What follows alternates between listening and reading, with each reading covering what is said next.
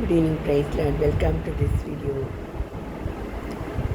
ஏன் கத்தரை விட்டு பின்மாற்றம் கொள்கிறாங்க அப்படின்னு எனக்கு ரொம்ப ஆச்சரியமாக இருக்கும். ஏன்னா அந்த பரலோக ராஜ்யம் அதை வந்து புதையல்களை தேடுறது போல் தேடணும் அப்படி ஒரு வசனம் இருக்குது. நல்ல முத்துக்களை தேடுகிற ஒரு வியாபாரிக்கு ஒப்பாக இருக்கிறது அப்படியும் ஒரு வசனம் இருக்குது. நான் வந்து சிறு வயதில் இருந்து ஜூல்ஸ் வேர்ன் அவருடைய நாவல்களை நான் விரும்பி படிப்பேன். அதை படிக்க தெரிஞ்சதுலேருந்து விதவிதமான புத்தகங்களை நான் படித்து வரேன். அதில் வந்து அந்த ஜூல்ஸ் வேர்ன் வந்து around the world in 80 days அப்படின்ட்டு சொல்லுவாங்க.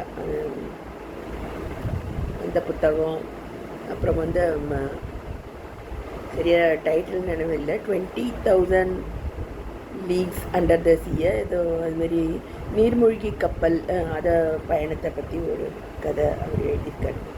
அதில் வந்து அந்த கப்பல் தலைவன் வந்து ஒரு முத்தை கண்டுபிடிச்சிருப்பார்.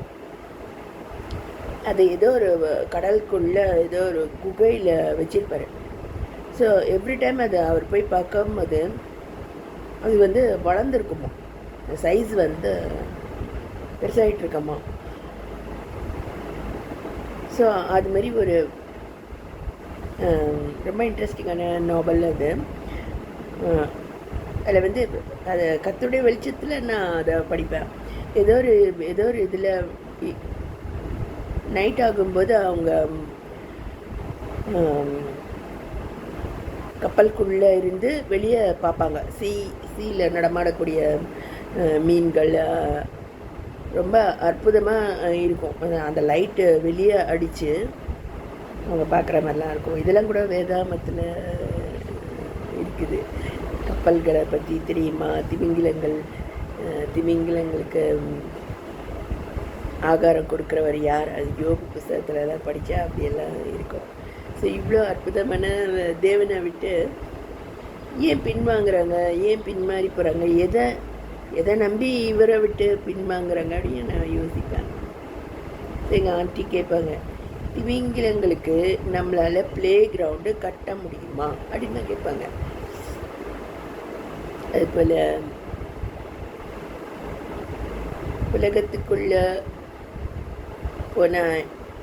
போயிருக்கேன். எனக்கு கெட்ட பேர், அவமானம், கேலி பரியாசம், மருந்து மாத்திரை, நோய்வாய், இதுதான் எனக்கு கிடைச்சது. அதை நான் கத்தரையே பற்றி கொண்டு இன்றைக்கி வந்து எனக்கு மருந்து மாத்திரையோ அதுக்கிட்டலாம் நான் போகிறதே கிடையாது.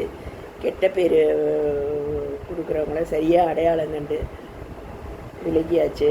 அதுபோல் யார் என்ன பேசுகிறாங்க, அந்த ஞானம் இதை பேசுவாங்க ஜனங்கள் அப்படிங்கிறது தான் எனக்கு கர்த்தருடைய ஞானங்கள் அற்புதமாக எனக்கு தெரியுது.